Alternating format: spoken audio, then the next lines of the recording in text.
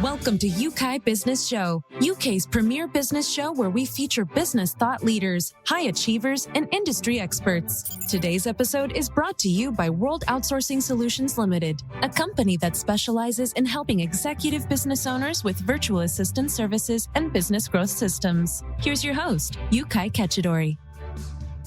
Hi guys, welcome back to another very special training or episode or show, whichever you prefer. And I'm excited about today because the subject we're going to be talking about is one that every entrepreneur needs to know about. Now, I'm not just saying this perhaps as a marketing strategy, but in reality, even from my own experience, is something that I wish somebody had told me before I launched my business, because without that knowledge, I suffered losses that I could have avoided. And it is that subject of risk management. With me on the show is a dear friend of mine all the way from Poland. In fact, we call him a serial immigrant, Luke Szyrmer. Luke, thank you so much for joining us here on the show. Yeah, my pleasure. You can definitely hear it in my accent that I'm a serial immigrant. Lived in the US, lived here in the UK, is now back in Poland, doing business there and helping business owners. Look, tell us about yourself and how you got started in the whole industry of helping entrepreneurs with risk management. Sure. So my name is Luke Szyrmer. I'm an author and an innovation facilitator, and I help companies speed up their new product development. And I kind of got into this originally being in the city of London with various companies selling software to hedge funds primarily. So kind of in that topic of risk. But as I was there, that was kind of the day job, so to speak, or the day jobs. And I tried a few things on the side. Initially, I tried to create a website that was kind of a training website with video. This is in like 2008 when YouTube was practically unknown almost for the financial sector. That didn't work out very well. I had a couple of other adventures, and at some point I discovered market testing. And thanks to that, that's when everything started turning around. So I wrote a book called Launch Tomorrow about market testing, after, of course, testing the idea out first, and then built a consulting business off the back of it. Essentially, that business is kind of helping startups connect the product and the marketing together through the message, because that's kind of the least common denominator that connects the two together. And quite often in practice, that means I help customers reduce risk because I help them identify bad ideas early, and so they can discard them. But I mean, I have also had some readers and customers who've had quite decent exits, kind of like up to the 9 figures. So that's the basic background. Yes, and one of the things I like about your story is when you try to launch your own business, you failed, and it was after some time when you were looking back, what I think all entrepreneurs should do when it didn't work out, you have to analyze what went wrong. For you, you discover that you had not done a proper risk planning, or you didn't do your research properly, of course, which launched you into what you're doing right now. Yeah, absolutely. Yeah. I think great entrepreneurs, what they're really good at is managing risk. That's I think one of the key attributes of someone who's an entrepreneur compared to, say, an employee. And I think a great example of this is Richard Branson, kind of in the early days of Virgin.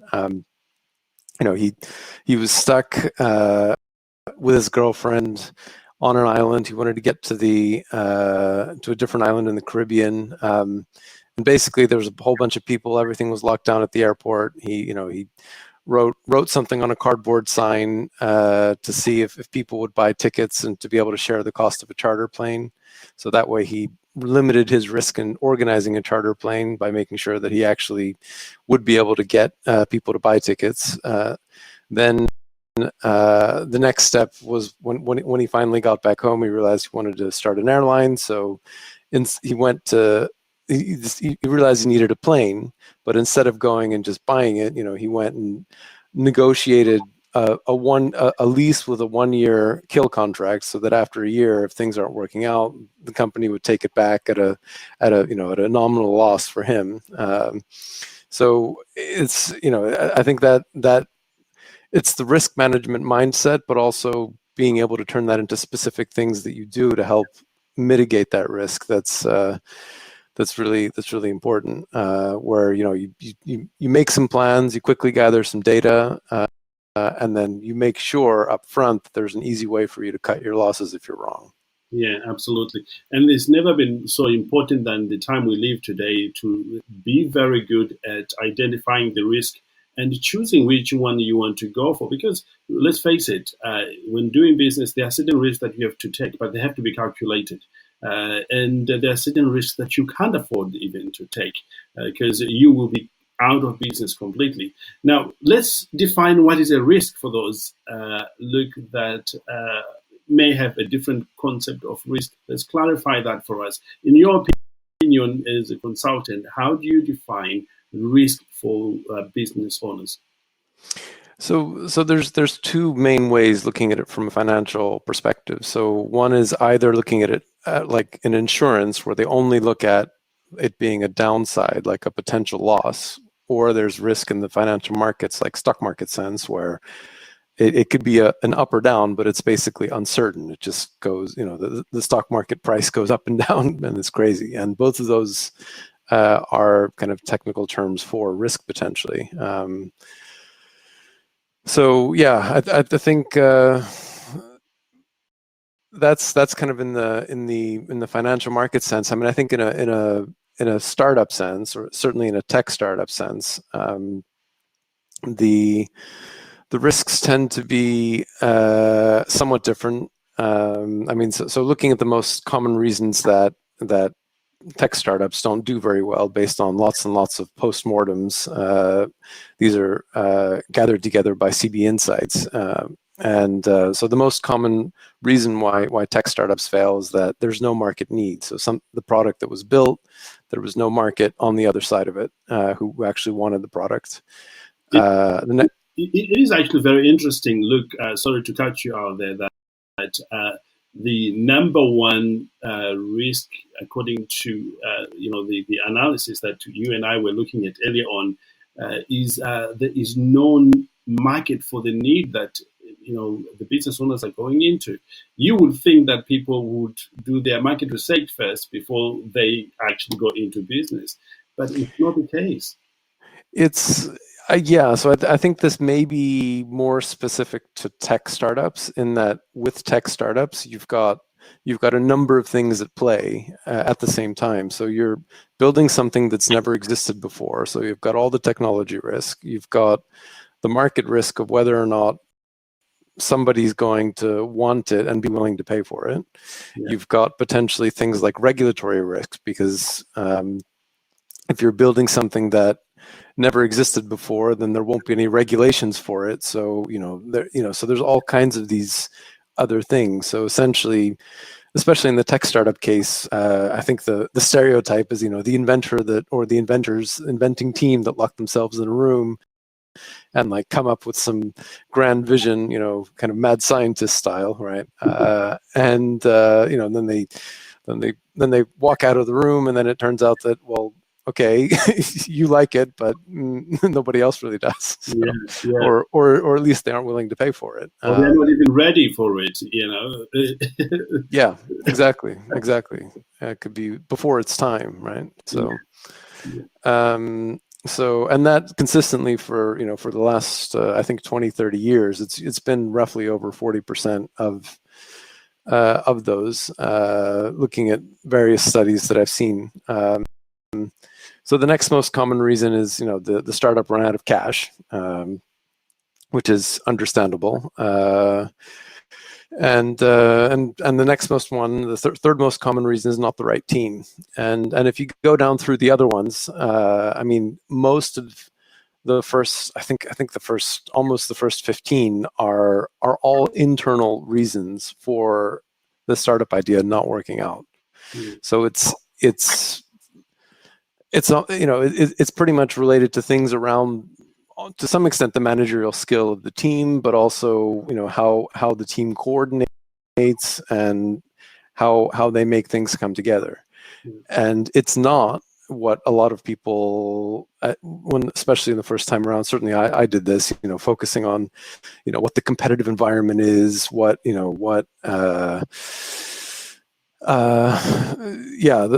overall wider context. And in fact, especially in that early stage where you're designing something, something completely new, those internal factors are a lot more important, effectively. Absolutely. One of the maybe we could look at how we can mitigate these top three reasons in a moment, but I can talk from my own experience. One of the difficulties for me right in the beginning, especially building my outsourcing company, was the issue of running out of cash.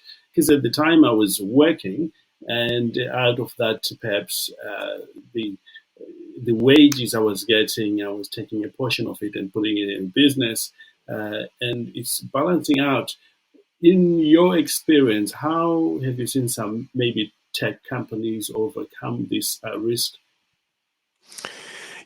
Yeah, so I mean, in terms of running out of cash, I think the most common way of doing it is raising money. So I think there's the basic path is that there's usually multiple steps of financing. So initially, in the beginning, you get the idea, do the basic research on your own, you self-fund. Mm-hmm. Then the next step up is to try and get some either angel funding from friends and family or seed funding, which helps actually build out a product. And that tends to be, it's like each of these steps is roughly an order of magnitude larger. So the first, the first pool of money is, a couple of thousand maybe, right? So then the seed funding is like, I don't know, anywhere from 10 to 150,000, let's say pounds or dollars or that kind of thing. And then you've got the Series A round, which will be like starting at like $1 million to around 5 million. So basically with each of these steps, mm-hmm.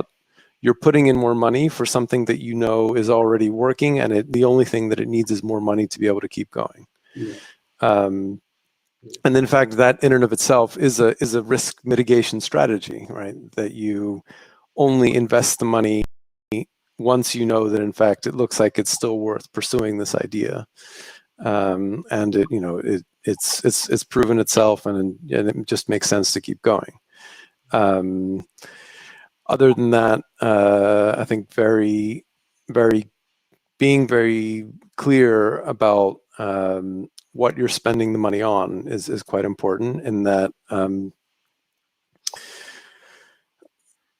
so your sales relative to your burn rate. If you've got a situation where your burn rate significantly exceeds your sales, which is certainly in the very early days of a tech startup, that tends to be the case. I mean, being able to keep that burn low, at least until you can get some financing or you start getting sales, is pretty important. Mm-hmm. And then navigating your way around that, making sure that the expenses that you are making are actually directly tied to what actually is important for the success of the company, and aligned with the mission of the company. Because I think if there is too much, for lack of a better term, bloat financially in the cost structure, then it does become a risk in and of itself. And that by scaling down and just focusing on the absolute essentials, in addition to reducing your costs, you're also reducing your risk of this particular one, of running out of cash. And that cash gives you a lot of options.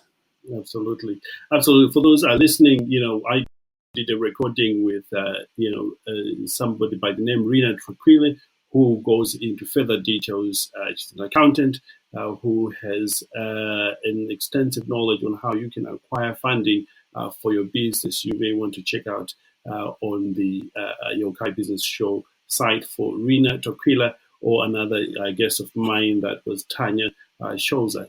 Again, they cover this area extensively. Let's talk about choosing the right team again. This is one of the biggest, you know, uh, you know, mistake that people find, or one of the things that people find difficult, especially in the early stages. How would you go about choosing the team to join your business, so to speak? Yeah, so this is something that certainly in a tech context, it's surprisingly almost a strategic decision, because essentially, in terms of your co-founding team, you want each of the key activities that your startup does to be owned by someone who is an expert in that topic. But then, depending on exactly what business model you have, you'll have different key activities, so you'll need different kinds of people. So it's another one of these chicken and egg things. Like, then there's a lot of them with startups where, which one do you choose? So, for example, if you've created an IoT device that monitors weather, that could be used by farmers to figure out if and when, to do different things to take care of the farm. So, like, do you go and you sell it directly? So the manufacturing part's important. Do you internalize all of that, and then you actually sell the data and the information and analysis and give the device away? So there you need a software person.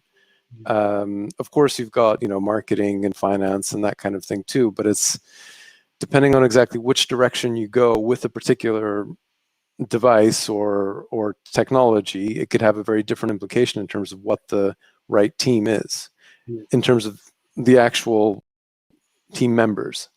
And then separately from that, I mean, you've got all of the usual questions around, do the people work together well? Do you trust each other? Is there psychological safety? Like, if something's going wrong, do the team members feel comfortable saying that, right? These are all reasons which teams struggle to execute if those things aren't there, essentially. Yes, incredible. I would love to. I know you've got a very clear system on how you deal with risk. Would love us to talk about that, because I remember last time we were referring to the impact and profitability.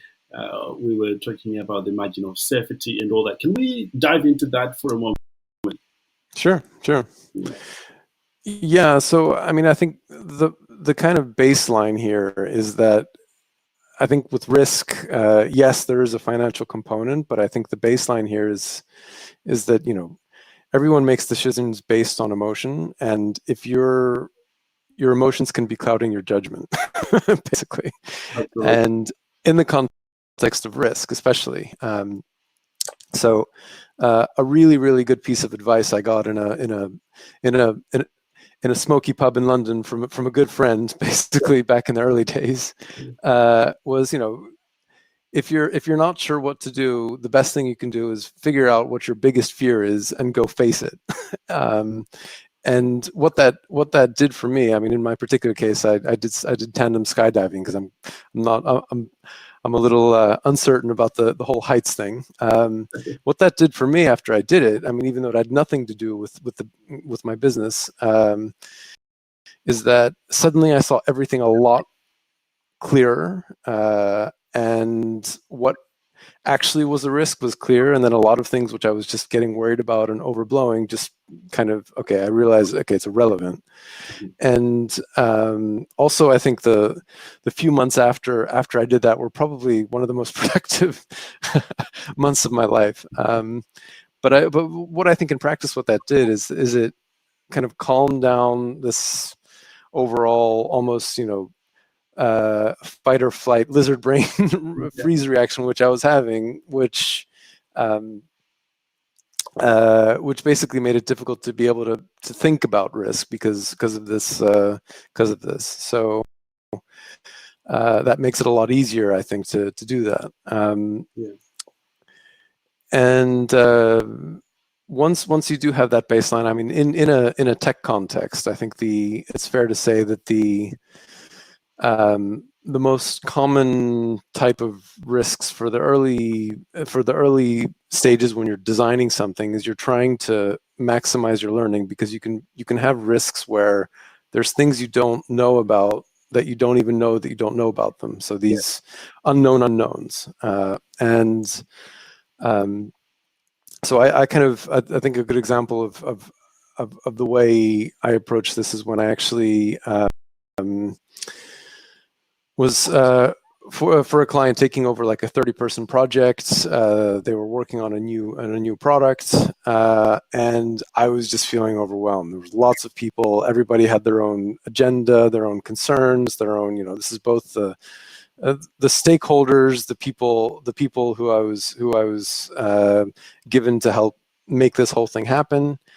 And what we did was that I got as many of the people that I could at the same time on what I call a pre-mortem call. Yeah. So not a post-mortem, but a pre-mortem. So basically what we did is we imagined, in this case, we pulled up Google Sheets because it was easy, because it was a distributed remote call. But you could do this with different things. We pulled up Google Sheets, and then we had everybody to put all of the concerns they had into this spreadsheet. Yeah. Kind of like a group brainstorm, and then once we have all of them, we talked about what we thought were the ones that would have the biggest impact, negative impact, and also which were the most likely. Yeah. Assigning a value of 1 to 5 to each of those, and then multiplying the two together, and then based on that index, we figured out, of this really long list that we came up with, this is the riskiest thing, this is the next one, this is the next one, all the way down. And I think at the end of that long meeting, I think we had like 29 of them or something like that, just off the top of everyone's head, that we were, of what we were aware, right? Yeah. So once we had that, we could go by one, and then for each of those items, figure out, is there something that I can do to find out more, or gather some data, or create some kind of small experiment to get more information, so that it doesn't feel so risky. And that could be, in our particular case, either build something small, like a little piece of software that could test some particular concern about this new product integrating with something else, or that kind of thing. It could be going and doing some research, going and talking with customers, all of that. So depending on what those risks were, it then made it a lot more actionable, and we could focus and just go straight down the list. And it made it a lot more manageable, because even though I still had the entire list, at any given moment, I just had one at a time, or one or two at a time, that I was actually actively working with everyone on to kind of clear up and figure out. What I like about that, Luke, is it brings clarity, and it takes away the fuzziness. It takes away the emotions.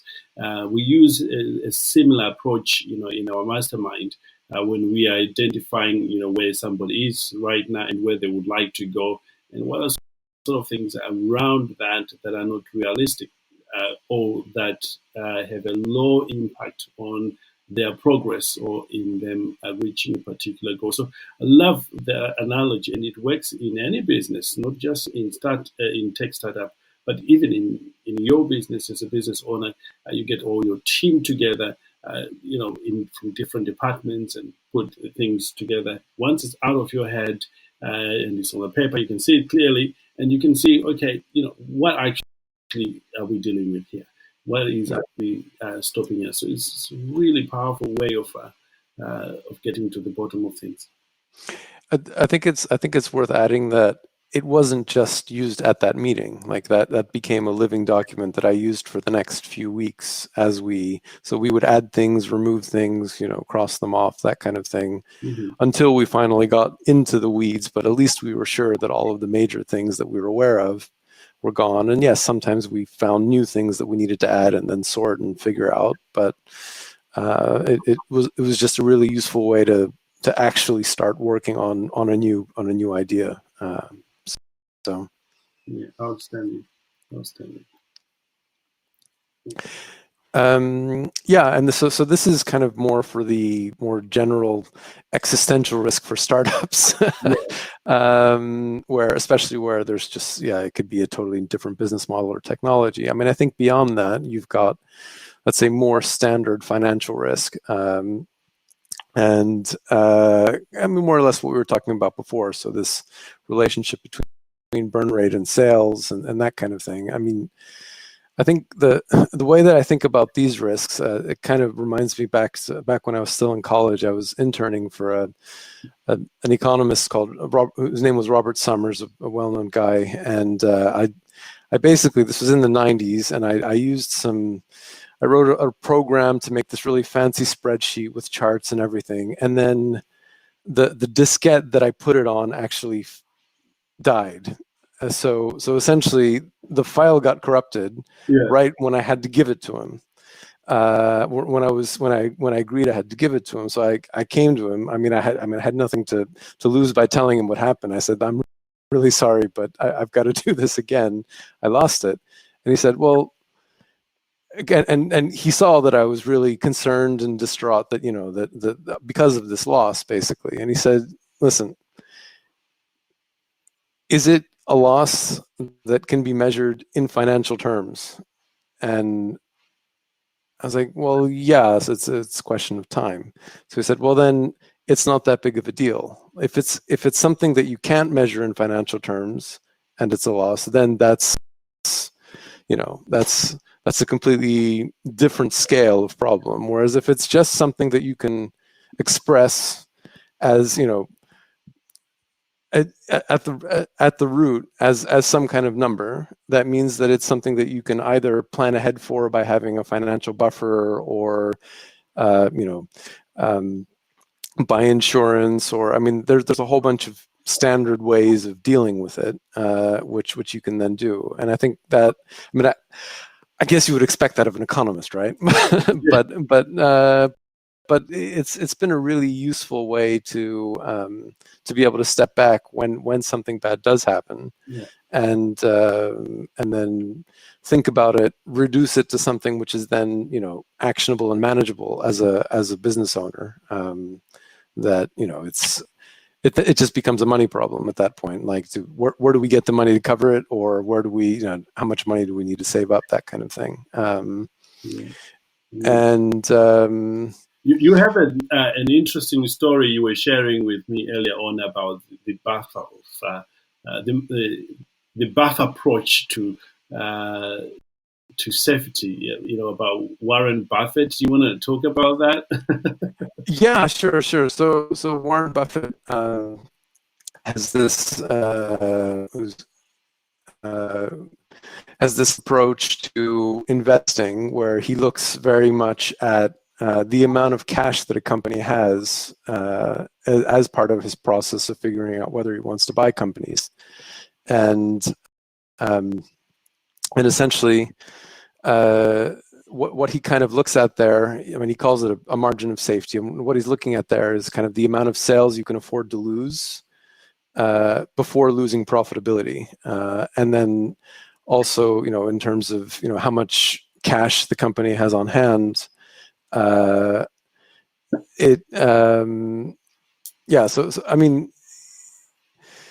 Essentially, the more cash the company has on hand, the lower risk it is. So if he, in his particular case, he's looking at it from the point of view of investing, and if the stock is well priced and the company has a lot of cash, then that kind of it's a much lower risk proposition at that to buy at that moment. So he's looking at it from that perspective. But from the point of view of a startup, this pile of cash that you have is in fact your main way of mitigating risks, or at least of these kinds of risks. So the more cash you have, the more you're able to do that. And then there's different ways of doing it. So I think the main the two main ways that the kind of on one spectrum are like, do you buy insurance if you can, if there's like some kind of a thing, or do you just have a buffer, right? And I first realized that these are kind of flip sides of the same coin when I was thinking once about what unemployment insurance even is. Like I never actually bought it myself, but the idea is with unemployment insurance for an employee is that they you pay a premium, and then if you lose your job, you get some kind of a payout. So upfront, you don't need to save anything, but then you pay every month, and then you get a big sum later. Whereas what you can do instead is just save up enough money on a regular basis, put aside the same amount that you would have for a premium into like a savings account, and then that way you've got the pot of money in case you do lose the job. So it's pretty much looking at the same thing from two different perspectives. Yeah, so I think this way of thinking about mitigating risk is quite useful, kind of using multiple dedicated savings accounts to handle different things that might come up, and that you're expecting, and then that makes it a lot easier to handle risks when they do come up, basically. Absolutely. I find that very useful and very relevant, especially for business owners who are looking at, reinventing themselves, or, taking on a new project, to have that at the back of their mind in analyzing what's actually out there and how they go about it. Look, we're just coming up toward the end of our time together, and I know there will be people who wants to learn more about what you do, and perhaps take you up on the Launch Tomorrow project you have. Where can they find you? So so the best place is launchtomorrow.com, and if you're interested in the topic of today's discussion, I think the best place is my book, Your First Startup Experiment, which, in addition to everything about risk, it goes into much more detail about how exactly you use a structured experimentation process to de-risk these unknown unknowns that come up in a more structured and systematic way. On one hand, getting into the details, on the other hand, not making it too academic, and making it specifically around risk reduction and when you're starting something new or doing a new initiative, some type of new project where there are a lot of potential unknowns or uncertainty. Outstanding. Let's finish off with a few mindset ideas, because you've been around for a while and you have observed certain mindsets that are helpful when it comes to mitigating risk. Do share with our audience, Luke. Yeah, I think the really keeping each bet small is really important, and because it gives you, that gives you a lot more control and mitigates that risk. So take a lot of bets, but make them small, and be prepared to lose everything you invest when you do that.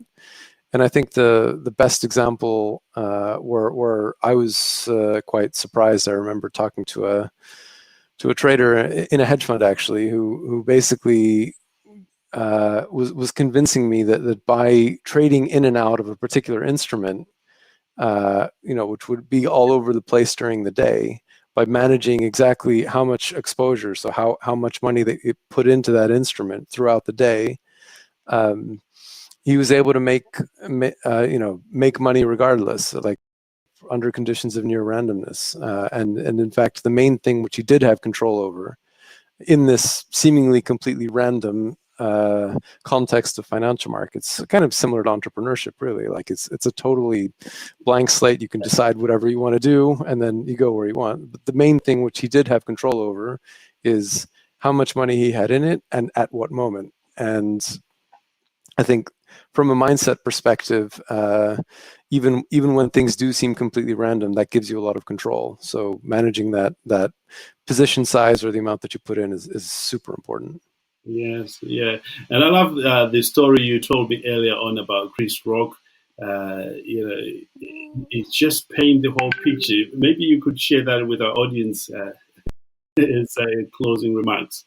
Yeah, absolutely. So Chris Rock, he actually has this place where he likes to go to try out new material. That's called the Stress Factory, literally. And what he does is he takes a yellow legal pad. He has some ideas for jokes that he writes on there, and then it's some like middle of the week, as obscure, not promoted, type of event.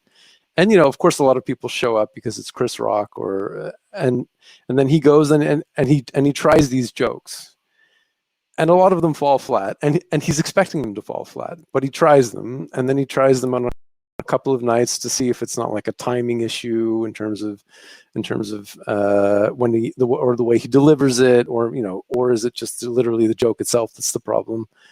But he keeps trying them, and then essentially, once he gets those few that he then uses to then build into a new routine, he can take that routine and start doing slightly bigger venues, start eventually going on tour, and so that by the time he's on HBO or Comedy Central on the 1 hour special, it's already such a honed, specific set of jokes that work together as a sequence that it really is a performance, and it's great.